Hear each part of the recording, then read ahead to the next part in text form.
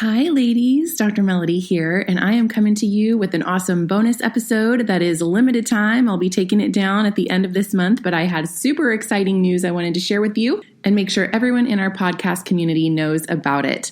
I am going to be a part, and I am inviting you to join me in a Healthy New Year Summit. This is going to happen towards the end of the month, so I'm giving you warning now. This bonus episode is going to share so much more about it, but this is about a healthy new year in all different areas. There's going to be 24 different topics related to health and time management and essential oils and owning your brilliance and all these amazing things that we're all wanting to move forward and make changes in the new year. All those things are going to be covered. It's going to be incredible. So let's dive in.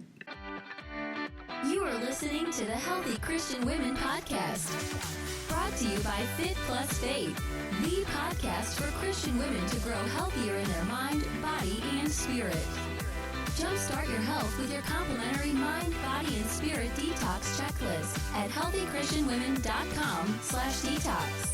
That's healthychristianwomen.com/detox. Here's your host, Dr. Melody Stevens. Hello and welcome to the Healthy Christian Women Podcast. I have a very special guest with us this morning, and we've got some exciting things that are happening to help you jumpstart your health in the new year. So welcome to 2021, and I am so excited to be inviting Brianna Wilkerson. She is a health coach and founder of the Healthy New Year Summit, and I'm so excited to be a part of that. That's going to be going on in just a little while, so stay tuned for all the details. But Brianna, thank you so much for being here. Thank you so much for having me. Yes, absolutely. So share a little bit with us about what it is you do, why you are so passionate about health, a little bit about your personal story and your personal journey with health. And then I'm excited to share more with our listeners about this Healthy New Year Summit. Yeah. So, as a Christian growing up throughout, college, high school, all those things, my faith was a huge part of my life, but it wasn't actually till college that I really reconnected with my faith. And that had a lot to do with my health journey. So, in high school, most girls are just trying to find out where they fit in the world. And I just started playing sports, actually. So I started to lose weight, and I started to get affirmed for that weight loss. And so I kind of correlated in my mind, when I am a smaller size, I'm more loved. And that's not true. That's not where my worth is. We all know that it's in God, but that's just kind of what I believed. Now, I'm from the Cayman Islands, so hurricanes are a very big part of our culture and our life. And a huge hurricane hit, and it just changed a lot of things in my life. And I just felt out of control. This is about when I was in 9th grade, and I wanted to control something. And at the time, that's when I was on the healthy kick. So I was like, let me just control what I eat and how much I exercise. And I became obsessed and unhealthy with it, to the point where I was just way too small for my body structure. I kind of saw food as like the enemy. It's not something I can trust. And so, you fast forward to the end of high school, I never did deal with that though. Even when I had teachers and friends, family saying, hey, you don't look too healthy anymore. And even when I saw a nutritionist, and she said, you should probably see a child psychologist, because it doesn't seem like this is just about food, like eating wise, it's about something bigger. And I'm like, oh, I'm fine. I'll gain weight. Everybody will be happy. But because I never dealt with that poor relationship with food and connection with my worth and my body, end of high school, I was just really stressed. I was up to be valedictorian, just, again, was finding my worth in what I did and accomplished. And I just went to food for comfort. It became my friend. And so I gained back all the weight I lost, just all of it. And with that, gained back a lot of shame and guilt. And how come I was so controlled before and I'm not controlled anymore? And I just went on that spiral for a long time of just trying a diet and trying to find a quick fix solution to a problem that was very internal and actually very spiritual. And so now, fast forward to college, I was a part of a Christian group called InterVarsity Christian Fellowship. And I just really understood, I think, for the first time, like God's love for me. I had learned about it, read Bible verses about it, but it became tangible and it became real. And from that moment, I just started to see that my worth was not in how I looked, what I ate, and what I did. And so I kind of continued on in that vein, and slowly over time, I felt like God was, my business is called Made Well for a reason. I felt like he was making me well. And after I got married and moved back home, I felt like God was like, it's time that we actually deal with this physical thing, because you've just been like tapering it and ignoring it. And then I just had to like raise my white flag and say, I can't do this as a diet. I can't do this, even go after weight loss in particular. I need to do this just so I can be well holistically. I know you talk about mind, body, and spirit, and I followed First Place for Health, a Christian weight loss program, and I just loved its focus on the holistic being and scripture and truth. And so I did that for about a year and a half, and I lost weight, but more than that, I found joy in the process. And I wasn't even trying to lose weight, actually. I was just trying to be healthy.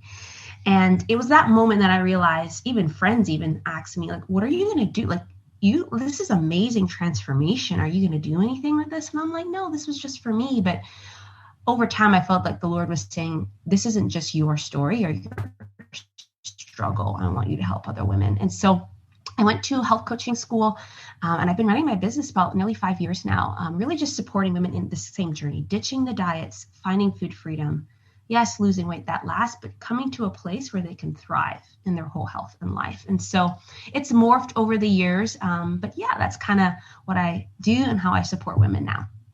That is incredible. Thank you. Thank you so much for sharing. I think there are so many that can relate to that story of initially using food, ultimately seeing food as bad, and then using it as something that feels like the only thing that you can control. And wow, what an incredible journey. It really is beautiful to see that God's process in our life often takes time. We want, when we can identify that there is a problem, regardless of how intense or deep it is, we still want a quick fix. But beginning to see that there is some deeper things that need to be addressed, that need to be healed. Can you talk a little bit more about when you began to seek the Lord more in college, how he was working in your heart to really get to those deeper transformations that were needing to be addressed so that you could become friends with food again and become healthy in your mind, because the unhealth that was happening inside your mind and the mental battle was playing out physically. And then you began to get healing and restoration in that. Would you mind diving deeper into that a little bit? Yeah, for sure. I think, you mentioned it, Romans talks about being transformed by the renewal of our mind. And I think we think that, and we think about it in regards to sin or being nicer to people, but we don't really think about that in regards to our own goals or our own health. And I think that's what he was doing. And so I wasn't, in college, for the first time, I think I was really taught how to really study scripture and really look at Jesus. We say we're a Christian, we say we follow Christ, but who is Jesus really? And why do I say I follow him? And so just really getting into the Gospels and really just doing an inductive Bible study where verses saying, like, I want the text to tell me about peace instead of worry. Going to the text and saying, what do you have to say to me? And just really seeing how just these principles for life and transformation of my mind just started to come out. Where, again, I wasn't even approaching it because I want to be healthy. At that time, it was like, I just want to know God. And through knowing God, he started to speak to those other areas. So even in college, I used to drink a lot of Diet Coke because guess what? 0 calories, you still get the carbonation, all the taste. And I just really felt like the Lord was saying, you need to give up Diet Coke because you're just using it as a crutch. Like, I want you to stop even consuming drink, all that with 0 calories in mind, but to actually just approach, it was an idol in my life. I must say, that sounds silly, but it was. And even caffeine. And so I had to give that up. And I remember giving that up and just, going to my husband was my boyfriend at the time and just being like, I'm no longer going to drink Diet Coke. And I don't think he knew the importance of it, but in my heart, it just felt like I had let go of a yoke that had binded me for so long. And over time, with other things, that just came to unfold. So all that to say, I was pursuing just becoming more like Christ through his word. And then through community and also sharing, I started a small group at the time called Women of Worth. I was like, I'm not saying that I know everything, but I know that all of us women need to know that our worth is in God. And so just through all of that and being a Christ follower, he then started to speak to my health in those areas. I love that. That's so amazing. I love that. One of the things when God was leading me to start Fit Plus Faith, which was back in 2015, yeah, I can't even believe it. It was one of those things where he was helping me to see that what is going on in our body has so much more to do with what is happening in our mind, and what's going on in our mind has so much to do with what's happening in our heart. Yes, very much so. It starts there, and oh, I just love that so much, because what I have seen and what he has done in my life and what I've seen him do in others is that he takes our weight loss journey. Maybe it's not weight loss journey per se, but just our health journey. Mm-hmm. It takes our journey of health in whatever ways it happens to be unhealthy, or in whatever ways we are desiring to create change.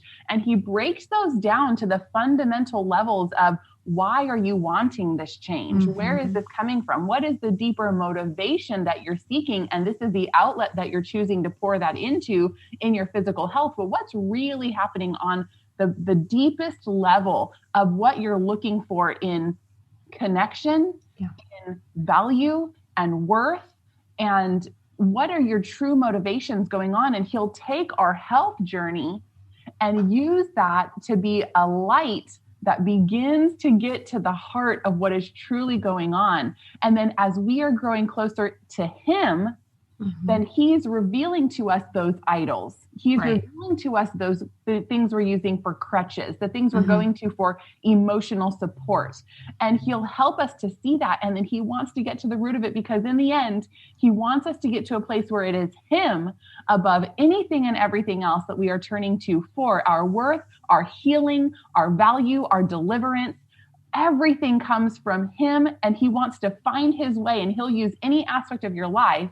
And for many of us, it's through our health journey to get to that end result where we are seeking him now above everything else. And that's what he's truly wanted the whole time. Yeah. And so I've seen that, and I've lived that, and you're saying that, and I love that so much. So when he reveals to us those things, the Diet Coke, right? Whatever that happens to be, the caffeine. For me, I had a huge caffeine addiction. He will reveal those things to us. And then now we can finally, with clarity, say, okay, now I see what I've been doing, and now I have a choice. I can no longer make that choice with good conscience, knowing that I'm either feeding into this addiction or this false idol, or I'm going to begin to surrender this to the Lord and to be aware of it and then to lay it down. And so, oh, it's just so good. Thank you so much for sharing. It's beautiful to hear your story and what God has done. And the thing is, he wants to do this with all of us.